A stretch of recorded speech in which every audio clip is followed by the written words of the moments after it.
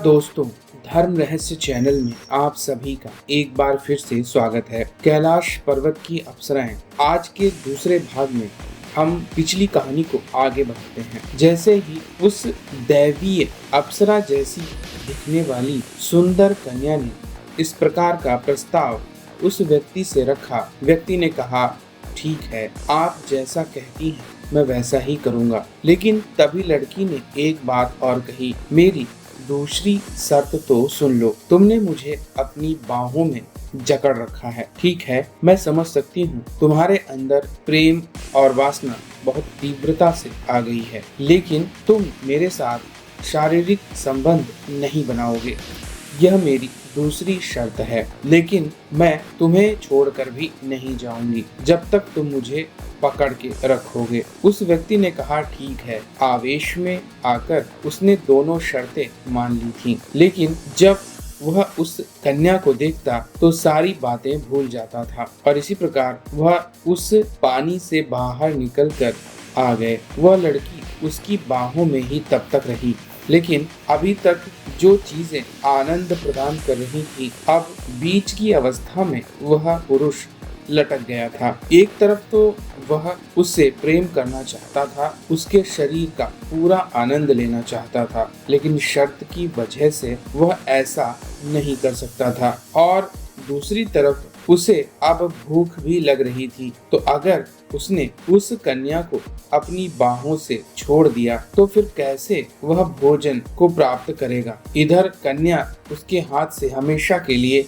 गायब हो जाएगी और अगर ज्यादा देर भूखा रहा तो भी उसके लिए बड़ी समस्या है।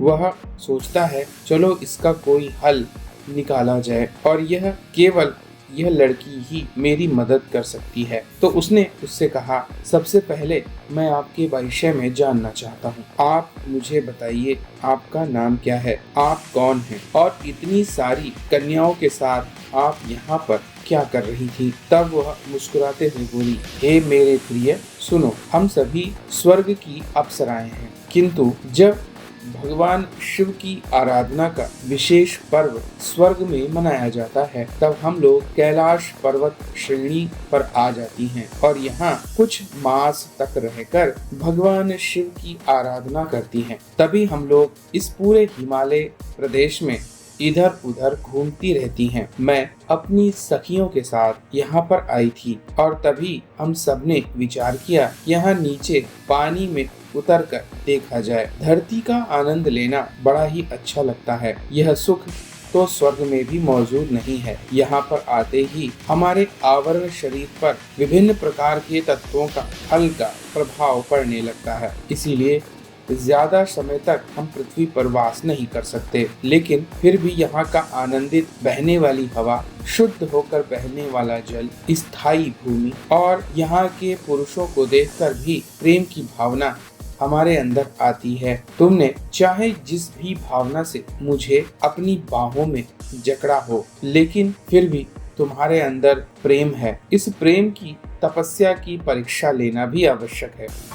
तब उस व्यक्ति ने कहा, वह तो मैं देख ही रहा हूँ। आपने विचित्र सी शर्त रखी है। अगर मैंने आपको अपनी बाहों से अलग किया तो आप हवा में उड़ जाएंगी, और अगर मैंने ऐसा नहीं किया तो मुझे बहुत भूख लग रही है। कब तक मैं आपको पकड़े रख सकता हूँ, और आपको देखकर तीव्र वासना भी जागृत होती है। मैं स्पष्ट कहूँगा, आपसे कुछ छिपाना नहीं चाहता। मैं आपसे शारीरिक रूप से प्रेम भी करना चाहता हूँ, किंतु वह भी आपने मना कर रखा है। आपकी इज्जत करता हूँ, इसलिए मैं ऐसी ही अवस्था में रहूंगा। अप्सरा प्रेम पूर्वक उस पुरुष को देखती रही। तब उसने कहा, अच्छा चलो ठीक है, तुम्हारी वास्तविक इच्छा क्या है और तुम्हारा प्रेम कितनी क्षमता रखता है, यह तो जानना आवश्यक ही है। क्या तुम मुझसे विवाह करके आजीवन मेरे साथ रहना चाहते हो, या फिर मेरे शरीर का उपभोग करना चाहते हो और उसके बाद मुझे जाने देने की आज्ञा प्रदान करोगे।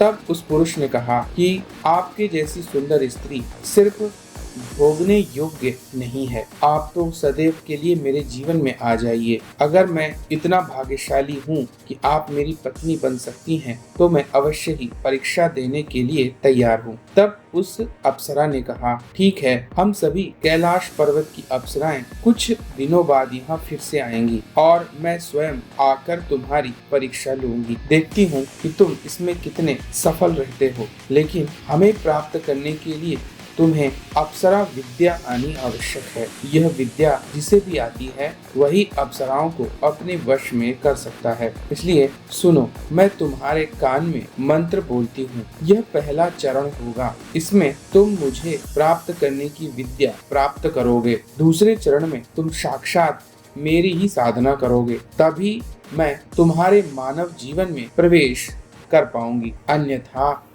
तुम मुझे खो दोगे। यह सुनकर वह व्यक्ति कहने लगा, अवश्य मैं सिद्धिवान बनना चाहता हूँ और आपको प्राप्त करने के लिए अपने प्राणों तक पर खेल जाऊंगा, इसलिए आप मुझे मार्ग बताइए। तब अप्सरा ने प्रेम पूर्वक उसके गले लगते हुए उसके कान में कुछ विशेष प्रकार के मंत्रों को बोला और कहा, ध्यान पूर्वक इस विधि का प्रयोग 1 मास तक करो। 1 मास के अंदर मैं दोबारा यहाँ आऊंगी तुम्हारी परीक्षा लेने के लिए। दूसरे चरण में अगर तुम सफल रहते हो तो अवश्य ही हो सकता है तुम्हारी इच्छा पूर्ण हो जाए और मैं तुम्हें अपना स्वामी बना लूं। इस प्रकार यह कहते हुए तब उस पुरुष ने कहा, ठीक है, मैं आपकी बताए गए इस मार्ग को अवश्य ही पूर्ण करूंगा, इसलिए आप मुझे भी मेरे हाथ पर अपना हाथ रखकर वचन दीजिए। तब अप्सरा ने उस पुरुष के हाथ पर अपना हाथ रखा और कहा, मैं तुम्हें वचन देती हूँ और अभी के इन दोनों वचनों से मुक्त करती हूँ। तब उस पुरुष ने अप्सरा को अपनी बाहों से अलग किया। तब अप्सरा ने कहा, तुम बहुत देर से भूखे हो, लो यह कुछ स्वादिष्ट फल लो। उसने अपने हाथ में चमत्कार पूर्ण तरीके से फलों से भरा हुआ एक पूरा बर्तन उसे प्रदान किया और कहा, मेरा दर्शन किसी भी प्रकार से खाली नहीं जा सकता है, इसीलिए मैं तुम्हें यह दिव्य बर्तन प्रदान कर रही हूँ। तुम्हें जिस भी भोजन या फल फूल इत्यादि की आवश्यकता हो, इस बर्तन से मांग लेना और जो मैंने तुम्हारे कान में कहा है उस मंत्र का उच्चारण करना, तब अवश्य ही यह बर्तन तुम्हें वह चीजें प्रदान कर देगा। यह सुनकर वह व्यक्ति और भी ज्यादा प्रसन्न हो गया। तब वह अप्सरा धीरे धीरे आकाश की ओर उड़कर जाने लगी। यह पुरुष उसे तरसाई हुई नजरों से देखते हुए दिल में बची एक घबराहट से उसे विदा कर रहा था। वह चाहता तो नहीं था कि यह कन्या कहीं और जाए, किंतु कैलाश पर्वत की उन अप्सराओं को भगवान शिव की आराधना के लिए जाना आवश्यक था। इसीलिए वह सब की सब जाने लगी, क्योंकि उसकी समस्त सहेलियां कुछ दूर आकाश में यह सारा दृश्य देख रही थीं। उन सब ने अपनी सहेली को वापस बुला लिया और सभी एक टक होकर उस पुरुष को देखती रहीं। इस प्रकार वहाँ सारी अप्सराएं अब मूल कैलाश पर्वत और उड़ चली। यह देखकर यह पुरुष नीचे बैठ गया। उसके दिल में भयंकर बेचैनी थी। ऐसी सुंदर अप्सरा को अगर वह पत्नी के रूप में प्राप्त कर पाए तो शायद इस संसार का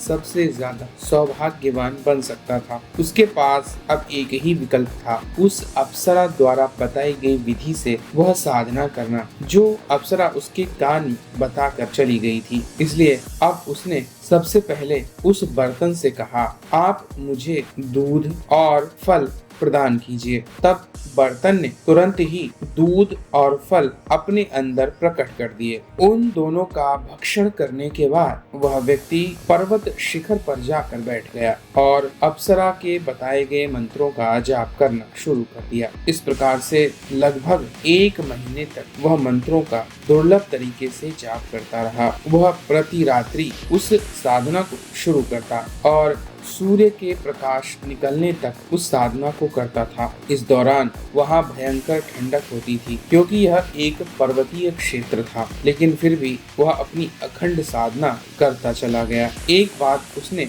स्वयं बहुत अधिक अनुभव की थी कि जब भी वह साधना करता है उसे ठंड नहीं लगती है। शायद उस पात्र के जो व्यंजन हैं, चाहे वह दूध हो या फल हो, उसमें एक विशेष प्रकार की शक्ति होती है जो शरीर को इतनी ज्यादा ऊर्जा प्रदान कर देते हैं कि फिर प्राकृतिक रूप से लगने वाली कोई भी ठंडक उसे नहीं लग पाती है। शरीर को इतना ज्यादा गर्म और शक्तिशाली अंदर से बना देते हैं। इस बात से वह व्यक्ति स्पष्ट रूप से यह तो समझ चुका था कि यह पृथ्वी का कोई भोज्य पदार्थ नहीं है, लेकिन यह सब कुछ उस अप्सरा ने निश्चित रूप से इसीलिए उसे प्रदान किया है ताकि उसकी साधना में कोई रुकावट न आए। एक दिन जब वह साधना कर रहा था, सामने से एक बाघ गुस्से से उसकी ओर बढ़ने लगा। रात्रि के समय वह यह बात नहीं जान पाया। आगे क्या हुआ